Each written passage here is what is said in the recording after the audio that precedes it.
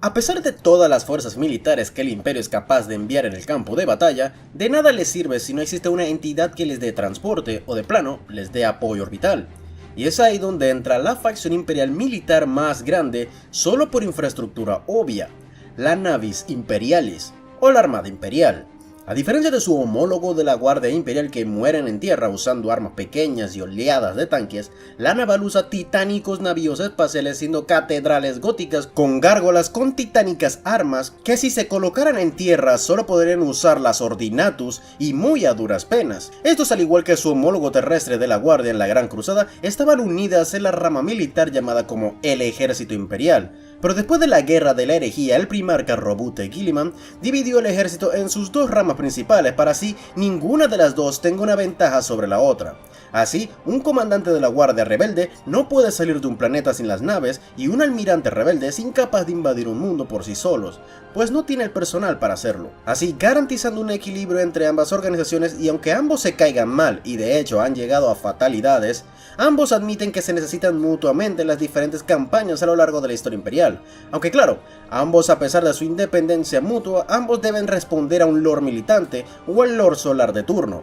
Casos como Macarius, Angevin, Aquilus, Slido, Leontus, por nombrar, son figuras claves en las que ambos le deben rendir cuentas. La armada se puede organizar en las 5 grandes flotas, todas nombradas con su respectivo segmentum, siendo el solar como su base en Terra, el Pacífico en Hydrapur, Tempestus en Vaca, Oscurus en Cipramundi y Última en Cartuniash. Estas a su vez se dividen en varias flotas más pequeñas que patrullan y protegen los sectores y subsectores. La cadena de mando de la naval sería más o menos así: Lord Alto Almirante de la Armada Imperial. Es un alto señor y es el rango más alto de la organización, por lo que manda en toda la armada, aunque solo de manera de iure, pues de facto se lo lega al siguiente. Lord Alto Almirante. Solo existen 5 y son los responsables de las flotas de sus segmentums. Lord Almirante. Son los que están a cargo de las flotas de su sector. Almirante Solar. Título póstumo para los almirantes que mueren antes de su ascenso, aunque si viven lo suficiente para gozar este rango, son básicamente flotas autónomas. Alto Almirante. Estos lideran grupos de batallas y normalmente se les ven liderando flotas cruzadas. Algunos ejemplos serían la cruzada Angevina, Aquilus o la de Sabbat por nombrar. Almirante. Lideran flotas propias y patrullan subsectores designados. Se les ve usando las naves más grandes. Vicealmirante. Son los de la vanguardia y lideran con navíos más rápidos y ágiles. Contraalmirante. Estos se ven en la retaguardia de las flotas encargados de los residuos de naves enemigas. Se le dan a los novatos. Comodoro. Capitán con suficiente experiencia para liderar un escuadrón de naves capitales. Lord Capitán.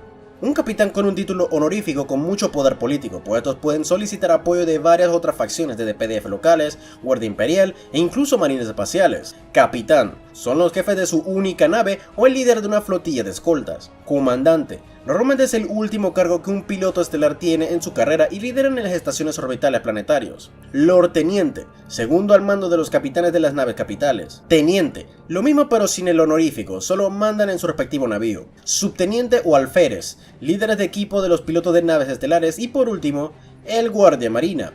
Son aprendices de oficiales que no tienen ninguna responsabilidad de la nave. Son reclutados de los nobles de los diezmos imperiales o directamente de la Escola Progenium, por lo que en general están por debajo de los suboficiales de la nave, que serían Capitán de nave, el mayor rango de suboficiales y de los más laboriosos, pues se encargan de la actualización de las cartas de navegación, supervisar las provisiones, mantener los registros, pedir suministros y muchas otras cosas más. Conoce mejor la nave que muchos oficiales del almirantazgo. Contramaestre, encargado de la responsabilidad del siervo común, por lo que se encarga de programar, planificar y entrenar a la tripulación a bordo.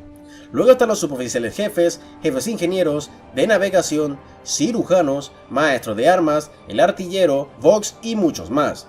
No olvidar que aquí también hay comisarios, por lo que aquí muchos pueden recibir también el volterazo en la cara. Ahora, ya que hablamos de la tripulación, estas naves necesitan miles, y en algunos casos más grandes, millones de personas para hacerlo funcionar. Estos se les llaman hombres del vacío. Seres humanos que nacen, viven y mueren en sus respectivas naves. Existen tantos que muchas naves capitales desarrollan culturas enteras y cuando sucede una batalla exitosa, muchos de ellos mueren y deben reclutar en los mundos afiliados al imperio y te preguntas, ¿cómo lo hacen?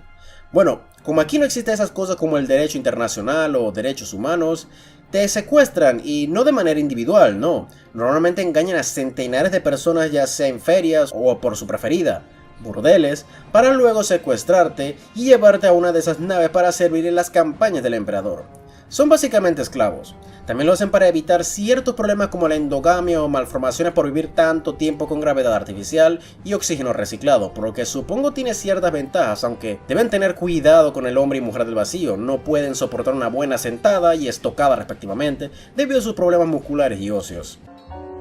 Whoops, a crack in the floor. En fin, en la protección de estos navíos están los hombres del vacío. Es confuso, pues existen dos tipos con este nombre, pero estos son distintos. ¿Por qué? Pues estos actúan como marines en el sentido más literal, pues son la primera y última línea de defensa de las naves. La gran mayoría no se distinguiría del típico guardia imperial con armadura flak y rifles láser, pero al ser tantos, tiene la misma función de ser una pared láser. Sin embargo, los Breachers, esos sí que son el equivalente a los vástagos, y se podría decir que es junto a ellos el sucesor espiritual de los auxiliares solares, ya que son la élite de las tropas del vacío.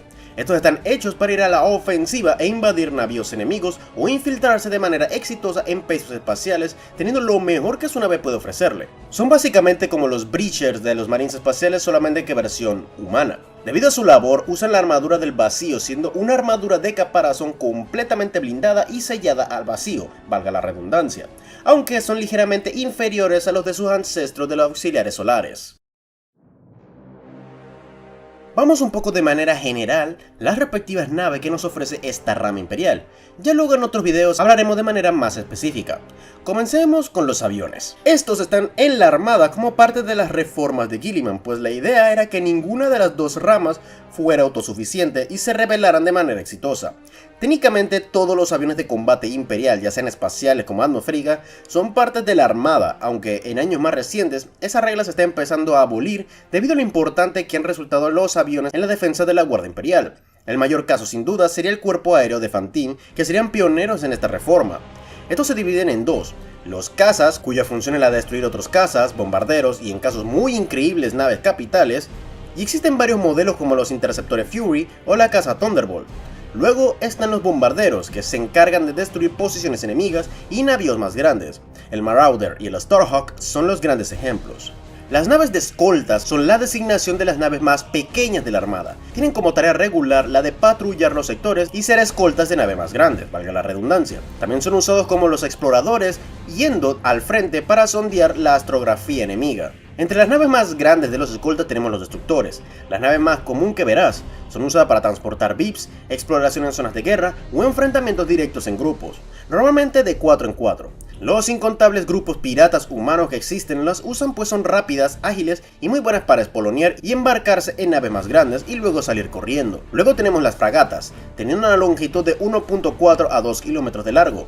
Sí, estos son tan grandes como la mayoría de destructores de Star Wars y ni siquiera son sus naves más potentes. Nada mal, pero la mía es más grande. Pero menos efectiva. Estos normalmente tienen de tarea ser parte de convoyes de ataque o patrullas entre mundos. Por lo general se van de 3 en 3. Luego de estos tenemos los cruceros ligeros, con un tamaño de entre 2 a 4 kilómetros de longitud, siendo más pequeños que un crucero pero mucho más armados y blindados que una escolta. Estos, a diferencia de sus primos mayores, son más fáciles de operar y por sobre todo más baratos de construir. Sirven como buques insignia de los escuadrones de escolta. Si bien es cierto que son naves autónomas, también pueden servir como escoltas de naves mucho más grandes. Luego de esto están los cruceros, los más comunes que verás en un conflicto.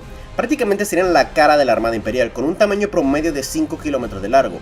Son usados en patrullas sectoriales, bloqueos planetarios y ataques relámpago. Se destacan por sus cascos acorazados achaparrados en la parte delantera para espolonear y de montar una gran variedad de armamento destructivo en sus líneas arquitectónicas góticas barrocas. El siguiente paso de naves están los cruceros de batalla. Son básicamente cruceros normales, pero mejorados con mayor poder de fuego. Su función es la de llenar el vacío que los grandes cruceros y acorazados dan debido ya sea a la destrucción de esas naves o por darles una jubilación.